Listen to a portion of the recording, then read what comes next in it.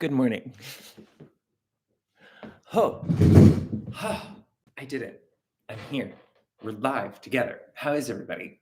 Um, yes, I know my hair is a situation. I should have gotten it cut this week, and I did not make a plan for it.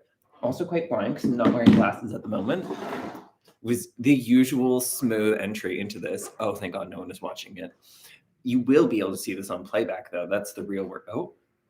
Oh, there we go. Okay. It just reset itself. I'm not sure what that means. We'll find out.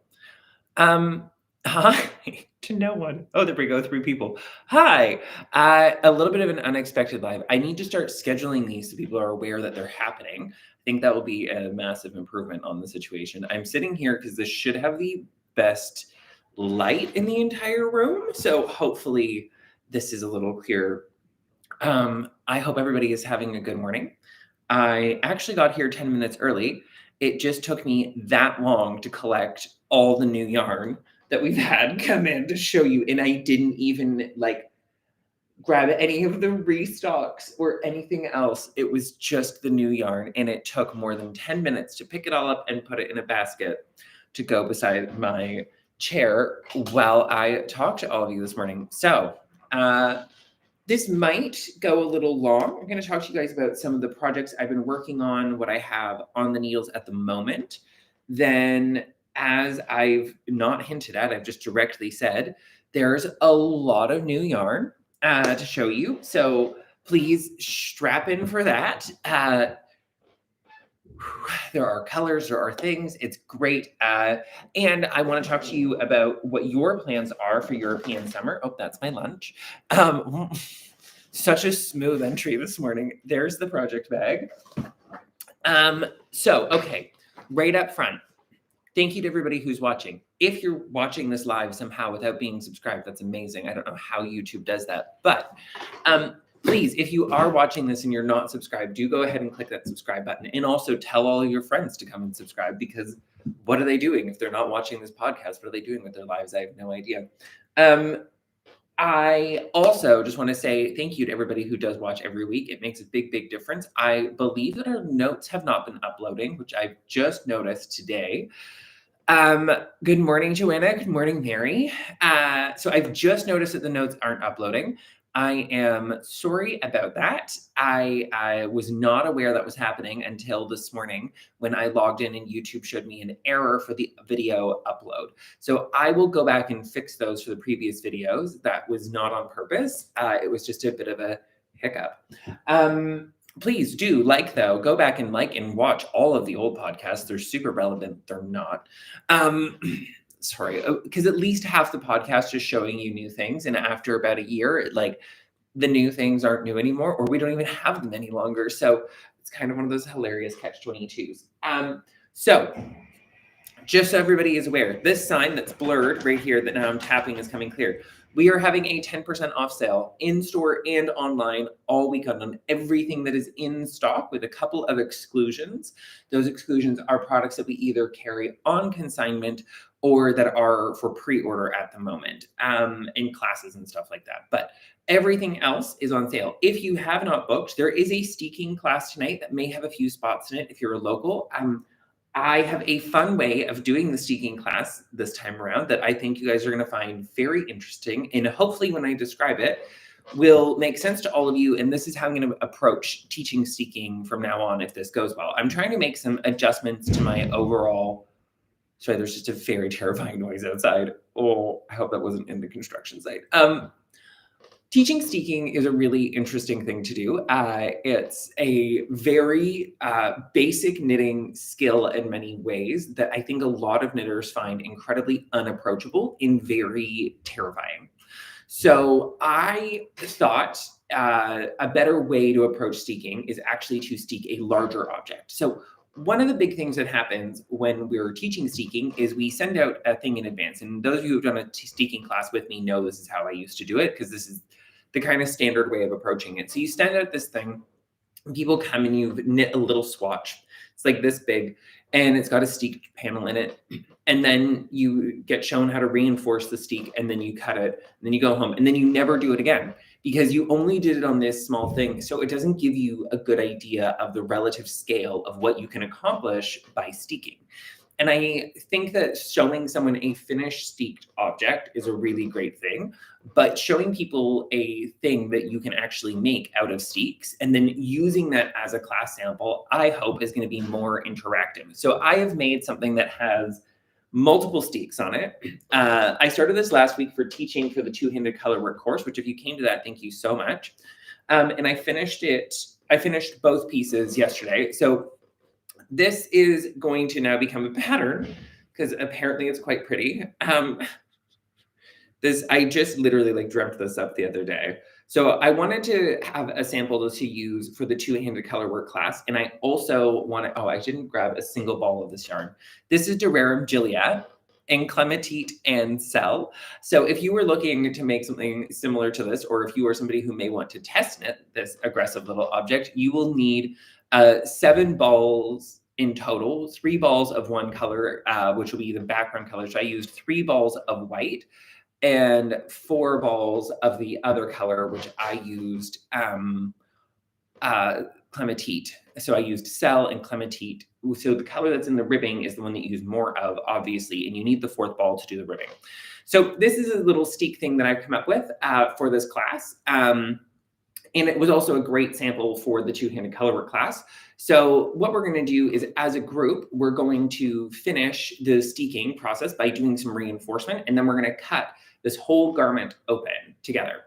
So there are 3 steeks on this piece, so up to 3 people can be working at a time, learning as we go. It'll be a little chaotic and messy, but that's life. And also, that's kind of knitting. So this I'm really, really pleased with. I think it's come out really well. I'm excited to get it steeked so that I can block it. I'm going to have them steek closer to the center of the steek, and then I'm going to go back and re-steek it myself later. Just broaden the steek and trim it. And I might not even reinforce if I'm being completely honest. It's quite grippy and it feels really great. So I'm thrilled about this. Because I put quite a bit of shaping into this, it's quite bubbly in some spots, and it has affected the tension of the color work, which I knew would happen. So I'm going to block this after I cut it, which is totally fine. Your knitting won't fall apart. Don't worry about it. It is more secure once it's blocked, but it's neither here nor there. Don't be like that. Just cut your knitting, calm down, which is what we're going to say a lot today. Just cut the knitting and calm down. So there we go. So it has short row shaping. I did do the short rows at the shoulder on both the front and the back to create this matched curve that you're seeing if you're looking really carefully from the top of the shoulder. Oh, here we go. There we go. From the top of the shoulder up to the neck has quite a few short rows in it, which I'm quite pleased about. So the thing is, I did all of the short rows in color work. And that makes me a grade A monster. So there we go. So that's the one piece, that's the body. And then I also finished the sleeves. So we will have 2 more steeks for people to cut and work on during the class. And I knit the sleeves in 1 tube. So this is 2 20-inch sleeves as 1 tube. These took a ball of each color, essentially. The discrepancy between the 2 yarns evened out in the sleeves to the point where I was almost out of Cell instead of Clematite, which is really cool to know. So essentially you do use more Cell in the fabric. And if you made more fabric than ribbing overall, you would end up with using more of the background color. So there we go. In the larger sizes, you will use much more background color and roughly the same amount of the contrast color. So that's kind of interesting to know from the current running calculations. I'm making the 4th size of 9. So there will be 9 total sizes. They are just going to give you the schematics and the size. You can select your ease. This can be worn with negative ease. This can be worn with positive ease. So that's up to you and what you want. I'm going to give a shoulder circumference, and the bust circumference and the shoulder circumference are the same measurement in the way that this garment is shaped, just so that you're also aware of that. Because what I've done is subtracted stitches at an underarm to create a bust allowance and also to create a shoulder allowance. So it's a 2-for-1 venture. And it's a V-neck, so it has a lot more compliance in the front. And I've started the band, so I'm just doing a plain ribbed band separately. Ta-da! So just a plain ribband in clematite. Actually, I should probably like just hold this up once and get my face out of the way so the camera fully locks onto it. Because that is how this thing works. So there we go. And so again, that was clematite in Cell in Juliet. We do have 10% off this weekend, so maybe get some Juliet. It's freaking awesome to work with, it turns out, which is great to know.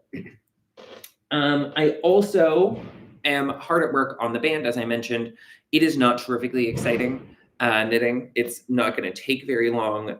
It is going to be a doubled shawl collar, so I'm just knitting this up to the point of the V-neck in roughly unblocked gauge, and I will just ease 2 pieces together, quite frankly. And I will use this as the guide piece to place the buttons. And I'm going to use a button that is still slightly smaller than the width of the band, obviously, and I'm going to do a vertical buttonhole because I find that they wear and sit better for me than the horizontal buttonholes do. I find those sag open over time, so I'm just going to do some vertical ones with a slip stitch edging and call it a day. We'll find out. I know how to do it, so I'm not super worried about it. It should be absolutely fine. I'm just going to convert some purl into slip stitches for a few rows. But yeah, so I have done a little slip border selvage on this, and this will come out written into the pattern. The button band is not particularly wide. I seem to be on a similar tangent as Andrea Mowry. Sure. I don't particularly think so, but sure. I have always quite liked overall color work. Most of my color work designs are like that. So it's kind of more my thing with color work. I think that for me, overall color work is better because you can do it onto garments that actually fit my body, where yokes aren't quite as effective at that at the moment. Anyway, button band well on its way. So I'm going to have cast on and finish something inside of Frog to finish it September, so I'm counting that. And I am well on my way on the second of the 2 fronts that I'm working on my little Albertine cardigan.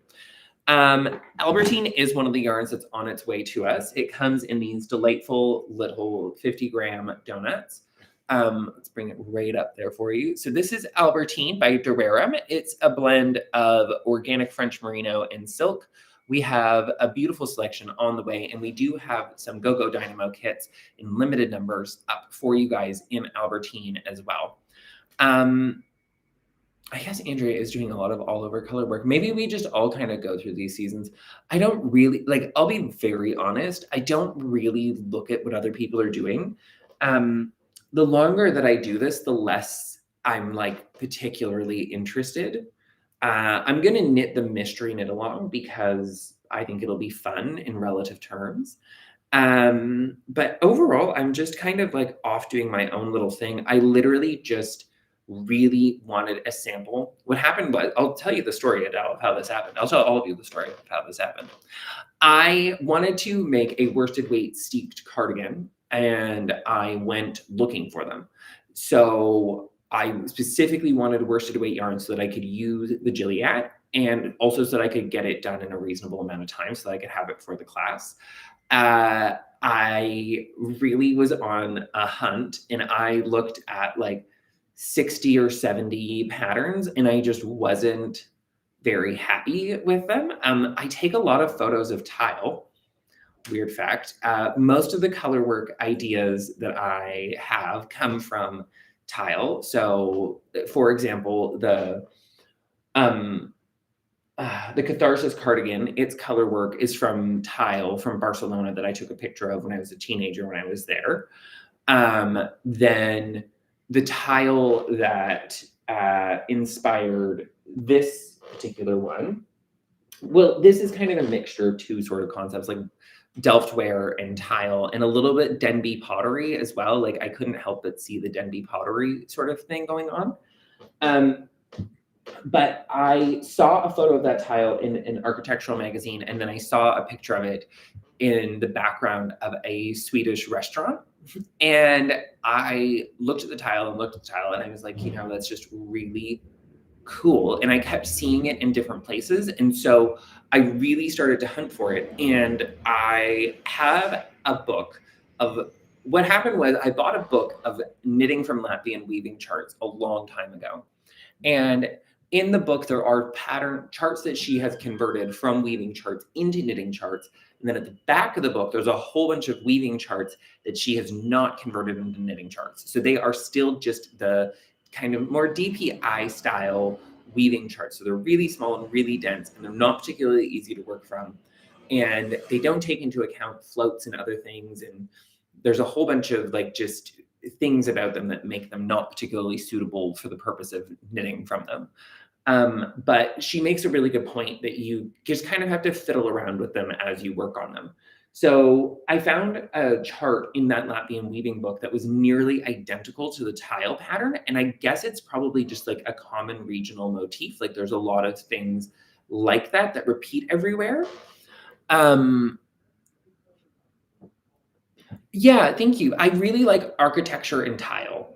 Those are kind of in modern art, which has been harder, I think, to incorporate into a garment per se. But so the tile fixation led me to going through this like book of Latvian weaving charts. And then I took one of the Latvian weaving charts. I worked out a repeat. It doesn't work as a repeat. They're not laid out as a repeat. So you have to like figure out because they're laid out in dots per inch.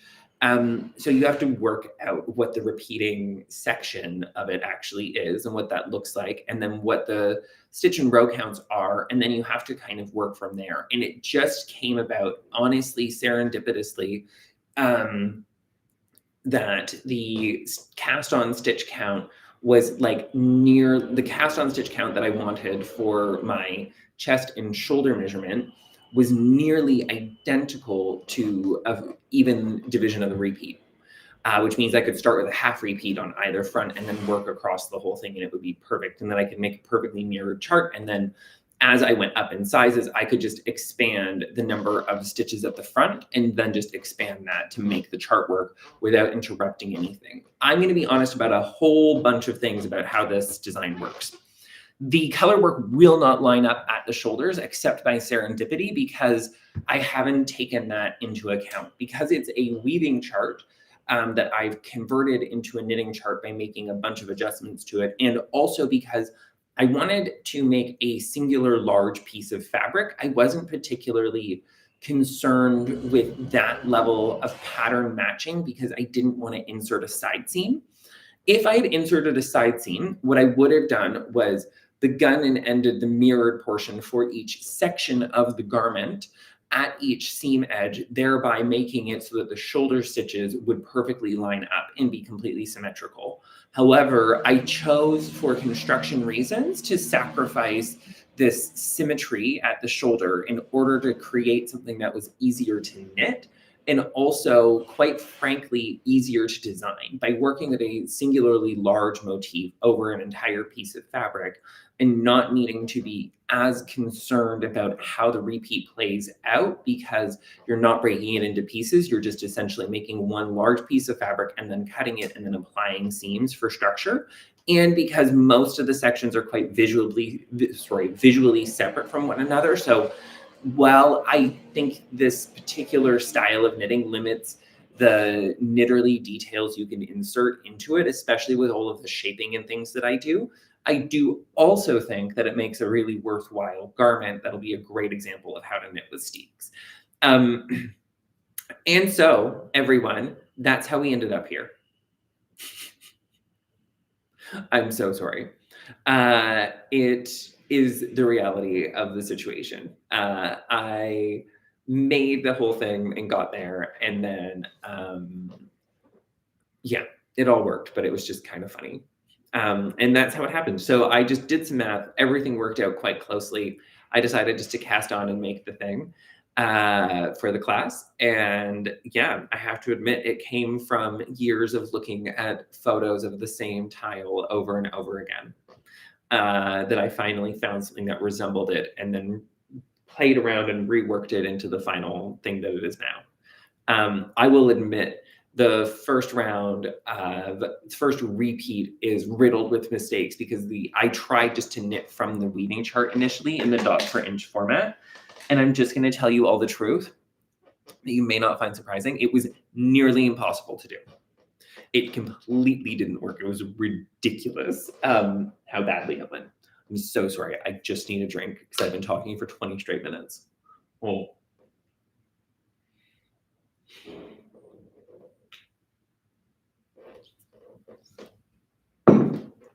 Smoothie. So that's really all I have on the needles currently in progress. Everything else is either ready to be frogged or, oh, the cowl. I am still working on that cowl. Look, it's not going to get done inside of September, most likely. I'm not super worried about it. It's just going to take the time that it takes. But,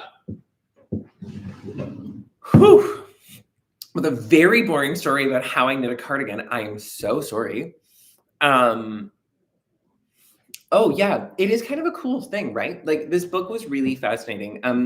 It was part of the Meg Swanson-led era of Schoolhouse Press publishing. So Meg Swanson is the daughter of Elizabeth Zimmerman, and Elizabeth Zimmerman was one of the key people at Schoolhouse Publishing. So Schoolhouse Publishing is a really small book printer and publisher based in the New England region of America. And they print a lot of specialty weaving and knitting books. The other publisher that's kind of similar, but on a larger scale, is Abrams Books, who are the publisher of most of Nora Gaughan's work. And yeah, they do great stuff. So one restock, I guess I did pick up one restock because there was 2 new colors in it and they looked really cute together. So we have had a restock of Essayer sock. So the 100, which is black, the 44, which is this shade, the bright intense blue, the number 11, and I think 33, which is that deeper red. Sorry. There's a man over 6 foot walking outside. I'm going to look like 3 more times. Let's just all move on with our day. Okay, great. Thank you. Anyway, Essayer sock yarn coming at you hot. I'm super, super into it. The colors are great, I think. So these 2 guys here are back in. And this one is a blend of 40% easy wash alpaca, 40% easy wash merino wool, and 20% recycled nylon. Super nice to wear, super fun to knit with. 2 fun colors, number 61 and 22. And I believe that we have coordinating silk mohairs for both of these, and they would also make great garments. So if you're looking for an alternative for a fingering weight base and you didn't want to use Arwetta, the sock here, the Essayer sock, is a great choice to substitute in there. Does Merci stretch much? I have had pure cotton stretch when knitted. Okay, cool. So we'll get to the Merci over time, Janet. The short story is I haven't swatched with it yet because I haven't been planning on knitting with it. So I don't know. I will have to find out from somebody who has swatched with it, and or I might have to swatch with it. So I will get back to you on that. But the Essayer sock, definitely here. The other thing, we have a whole new yarn range, several whole new yarn ranges to show you. Let's do another Essayer one first, right? Like, oh, I knocked something over. It's not my fault. So we got some kits out in this wool, and I only grabbed 4 of the colors, but we are bringing in this lovely new wool from Essayer. This is the Highland wool. So it's another light fingering weight yarn, very similar visually in weight to the Tivini. I think it's roughly the same. It's about 250 grams. It's $13 a ball. It's a lovely light. It's not particularly soft, but it's not super, super rough. And the wool itself seems to be quite lovely. So I just grabbed a selection of the colors. The colors all have names like wine, rose, ice blue, and paprika. So really easy to follow. There are more colors to come, but these are the ones that we have at the moment, plus a few more. It's a really lovely product. Like everything Essayer makes. It's great for mixing into the other ranges. It'll be a great option for some lightweight color work. So if you're looking for something for European summer knit along, ooh, here is yet another option. And yes, you're right, everyone. I have several more things still sitting here to show you. So this is a whole new range. Please get amongst it. It's really reasonably priced, $13 for 50 grams. Super lovely fingering weight. limited by its palette. That's kind of one of the trade-offs usually with lower priced wool, is that they do have limited palettes, but it's worth it, especially if the colors fall into what you're looking for.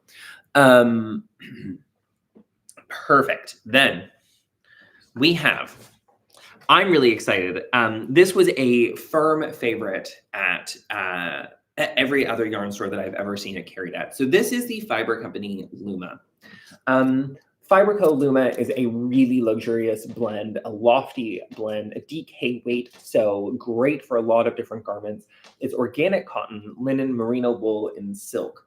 Everything's really beautifully blended, so you don't have quite that same linen resist that you see with a lot of other yarns that have linen in it. And because a lot of the yarns that have gone into this are recycled, it has a lovely, soft, and cool hand feel. And because the linen and the cotton are worked quite a few times before going into this yarn, and because they're the lower percentiles, and also I think